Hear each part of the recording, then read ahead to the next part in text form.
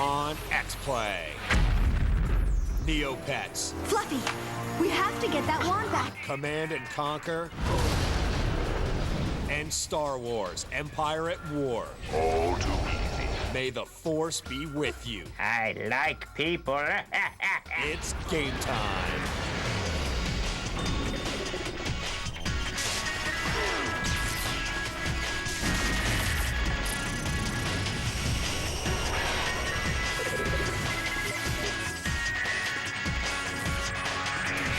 That's no moon. It's Adam Sessler and Morgan Webb. Welcome to XPlay, the show that rocks proper nouns like a vandal. Theme show. Well, we just had a theme show the other day. Doesn't matter. I call theme show. I don't want to do a theme show. I just want to review 2 to 4 EA licensed sports games, a mediocre Japanese RPG, and maybe a slightly disappointing 360 title. But I call the theme show, and under the ancient laws of video game show hosting, once a theme show is called and ran herself, cannot change it. Oh, all right. Well, what's it going to be? Norse mythology? Or maybe a tribute to warlocks in gaming? You know, today we are celebrating the release of Star Wars Empire at War. Oh, I get to make Mon Calamari jokes. Exactly. There's an upside. We're also going to review a Neopets game for the PSP and the new Command and Conquer compilation for the PC. And that's all well and good, but there's a Star Wars real-time strategy game to be reviewed, and get to it, man! All right, here's our review of Star Wars Empire at War. Wait, come back. I know it's a Star Wars strategy game. That usually means pain and sorrow, but you don't have to hide behind the couch for Star Wars Empire at War. Your mission, choose the Rebels or the Imperials and take over the Star Wars galaxy. To control a planet, you have to hold both the planet itself and the space above it. Most of the strategy takes place on this star map, deciding which planets to defend heavily and which planets to leave dangling in the solar wind. We don't care about their security protocols. Battles play out as real-time strategy affairs, with the usual accoutrement. Imperials subjugate while the Rebels infiltrate and steal technology. Yes, that does include plans for the Death Star. Excuse me while I rectify this Yavin 4 problem. Arriving in enemy space results in hot fleet-on-fleet action. Empire at War is at its best here, as colossal Star Destroyers and nimble Rebel fighters clash with explosive results. Unfortunately, both sides seem to have forgotten that space has a Z-axis, but it's hard to care when frigates are bursting like Alka-Seltzer crammed seagulls. On the ground, you have territory bonuses, strategic buildings that must be destroyed, and units play rock, paper, scissors with each other. Rocket Trooper beats Scout Walker, AT-AT beats Missile Tank, Snow Speeder beats AT-AT, and Darth Vader beats everything. Seriously, early in the game, Vader can invade planets all by himself. All too easy. The biggest flaw in Empire at War, the ground skirmishes are set on maps so small that it cramps the strategy at times. Are we really supposed to believe winning one battle on a tiny, insignificant piece of ground means we now control the world? It's like claiming you rule California because you conquered Fresno. I'm just looking for a certain Wookiee. Once I find him, I'm out of here. In and out to the source material, you can switch to a non-interactive cinematic mode to watch the blaster bolts fly. Very cool. Although this sometimes exposes cosmetic flaws. Yeah, Epsilon Wing, can you not fly through the Star Destroyer? Thanks. Star Wars Empire at War comes closest of any game to capturing the large-scale space battles of the films. It's occasionally light on actual strategy, but it will fulfill the fantasies of any wannabe emperor. I am in command. A 4 out of 5. We are victorious. Vader kicks so much ass in this game. You know, I would belong to any religion that taught me how to crush land speeders with my mind. People are so unfair to the dark side. Now, since the destruction of the Death Star, the entire Empire has really been getting a bad rap. People completely forget all they did to get those freeloading Gungans to do their fair share. And an Imperial press conference is currently underway on Coruscant. Let's check in to see what they have to say.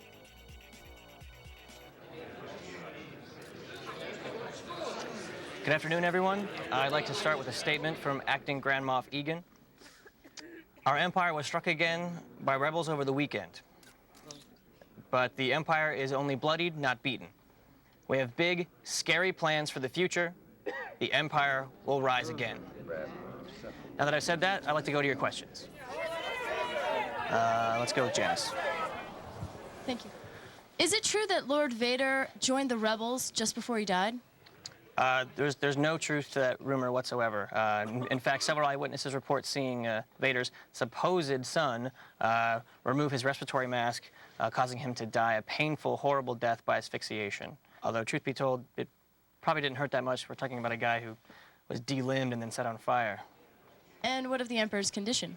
From what I understand, everything has proceeded as the Emperor has foreseen, and he remains in a secure location. Well, your resume is impressive. 20 years as a Sith Lord, Senator, Chancellor, Supreme Chancellor. So why did you decide to leave politics? My apprentice threw me down a 280-mile shaft directly into the main reactor of the Death Star. Okay. Well, the good news is we here at Temp Corps pride ourselves on finding positions for people just like you. People who want a job that perfectly fits their skill set. Good. I think we have just the job for you. Do you like dogs? Yes. So is the invisible doggy fence done? It was I who completed the installation of your shield generators. Good. Now Fluffy can run free again. You want this, don't you? Now witness the firepower of this fully armed and operational invisible doggy fence.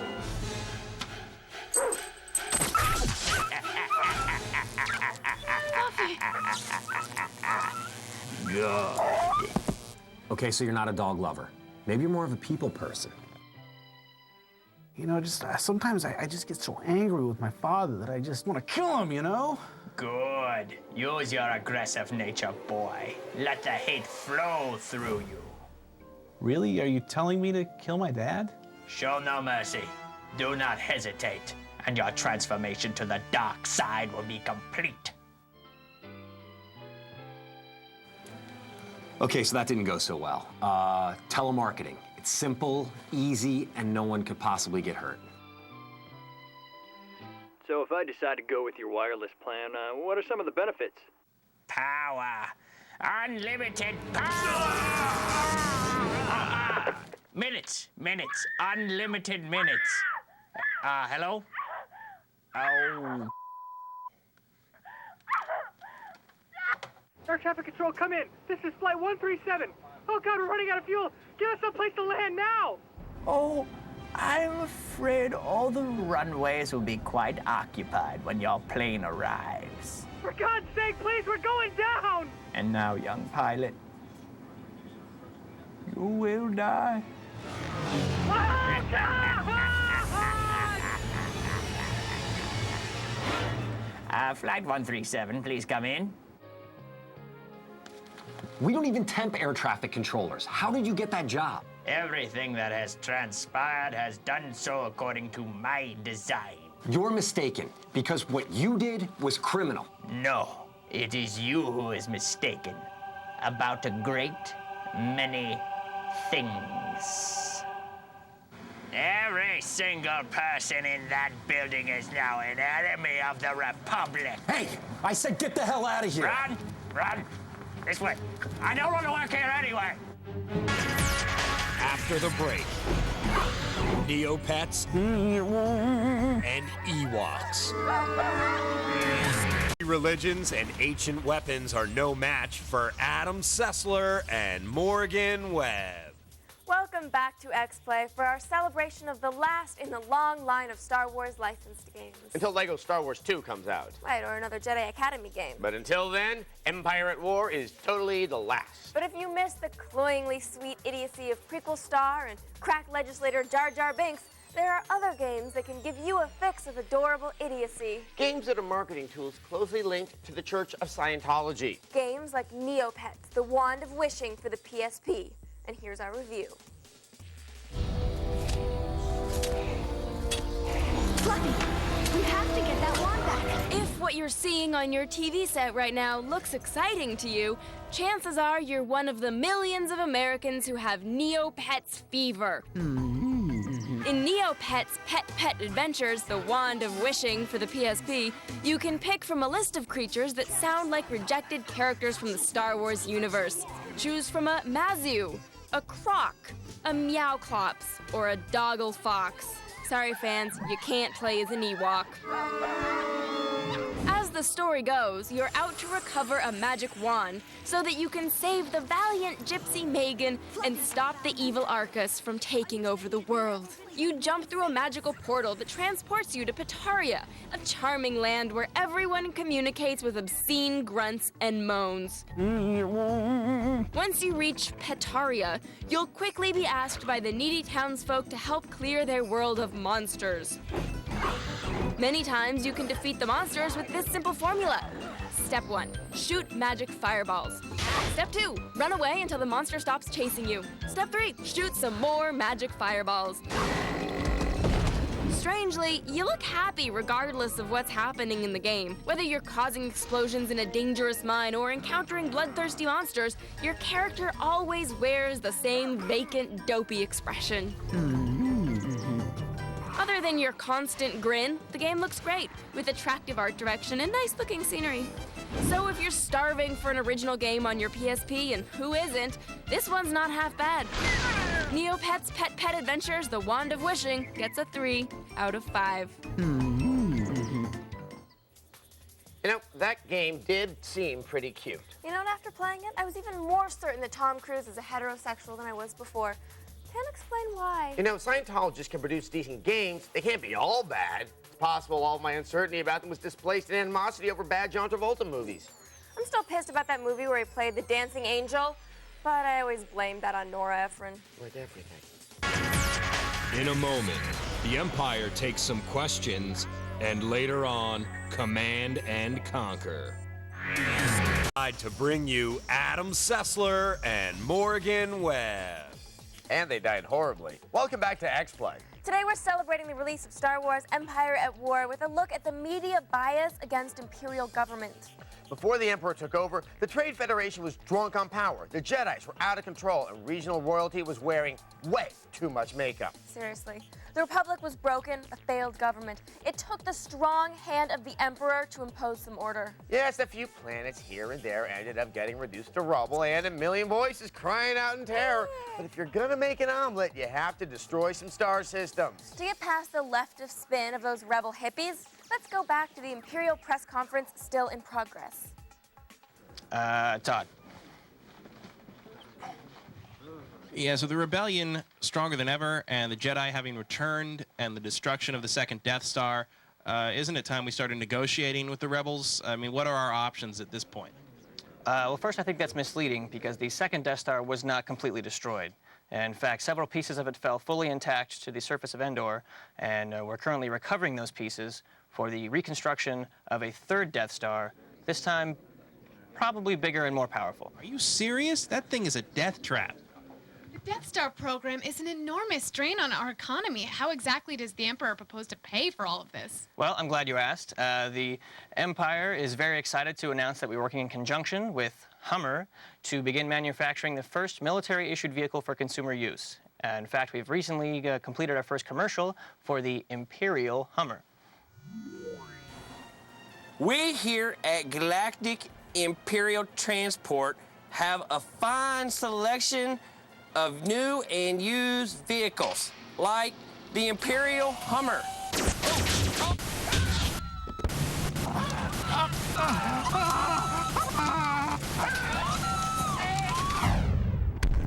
The Imperial Hummer. Park wherever the you want. The Imperial fundraising efforts are impressive. Yes, there's no more convincing baked salesman than a guy who shoots lightning out of his fingers. But the rebels have their own fundraising strategy. Let's take a look. Hey, y'all, welcome. I'm Tom Peterson, and this here's my co-host, Bill Tanner, coming to you from an Alliance space station orbiting Yavin 4. You know, ever since the Jedi were wiped out, we've been overstocked with lightsabers. And everything must go. If you order now, you'll get these 5 models. You're gonna get the Golden Yoda. You're gonna get the Mos Eisley Survival Saber. You're gonna get the Youngling Killer. You're gonna get the Mahogany Bantha Mini-Axe Dual Blade 3-Pronged Double Impelt Maternity Saber. What else they gonna get? Now, what I'm about to do right now is unbelievable, folks. Right now, I'll guarantee every single caller this authentic, 100% pure carbonium Mace Windu replica lightsaber. Woo-wee! And remember, this Mace Windu replica saber comes with this lovely purple blade. Doesn't mean you're gay. Not at all. Right here, folks, we're gonna have something. Oh, Tom, they got me good. Oh, that burns like hellfire. Oh God, where's my hand, Tom? Folks, if you order now, do we have a clip we could go to? Oh my God. I think he's gonna die. To my knowledge, Grand Moff Tarkin never forwarded that memo on to Lord Vader, and although he felt a disturbance in the Force, it was too late for him to do anything but to choke the out of someone with the power of his mind. What the hell have I done? I worked with you for 22 years and I never told you how I felt about you. Tom, I knew. I always knew. These prices couldn't last. No!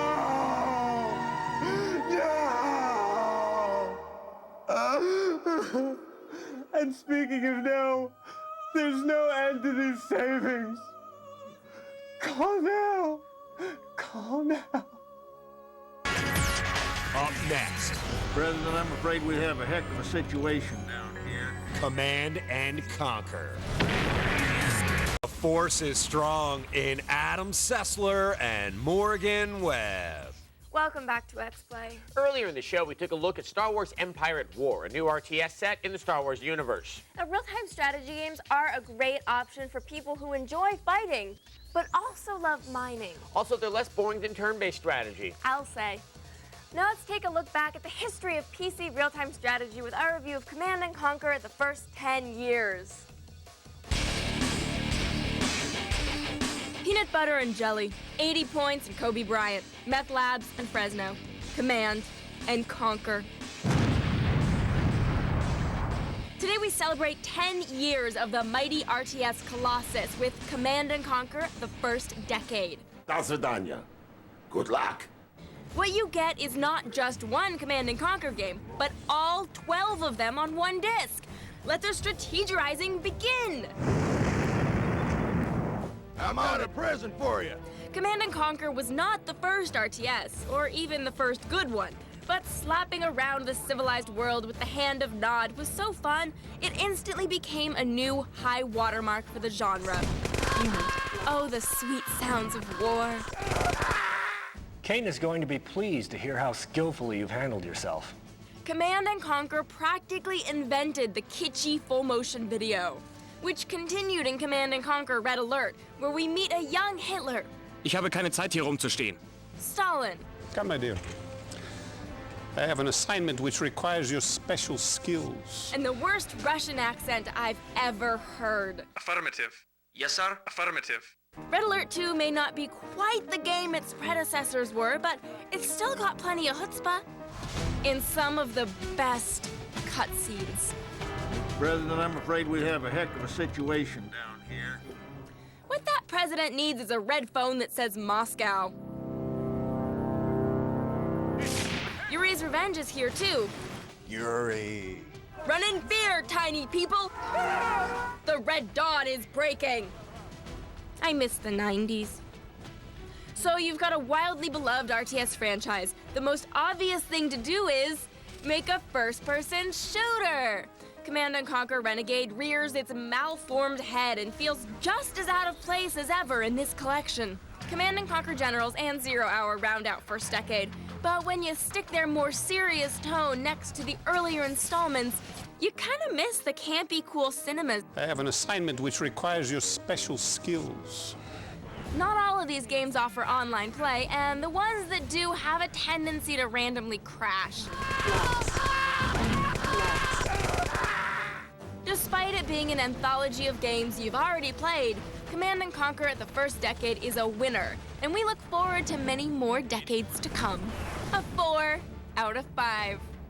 Is it done, Yuri? No, Comrade Premier. It has only begun. I love those videos. In addition to the real-time strategy elements, the horrible acting in the cutscenes reminded me of Attack of the Clones. Apparently, the lake country of Naboo is the intergalactic source of bad acting. Well, thank you for joining us, and remember, though the prequels and their product tie-ins may be over, So long as there is money to be made and children's memories to be destroyed, George Lucas will continue making Star Wars content. I wonder if we could get other jobs making videos for Command & Conquer. Yes. In fact, they may be using elements of this show for other Command & Conquer games. That's where people come in. Right. They conquer the studio. It's more like a Nook, really, than a studio. Right. They take over the X-Play Nook, and then we have to harvest annoyance to try to drive them away. You know, it does look like some of the Command & Conquer cutscenes were taken directly from X-Play, like our control room scenes. Exactly, control room scenes, and Looks you know, just like my bedroom scenes. That's where the screaming comes from. That's me waking up in the You're morning. just taking it too far. What? I don't even see the end. Bedroom.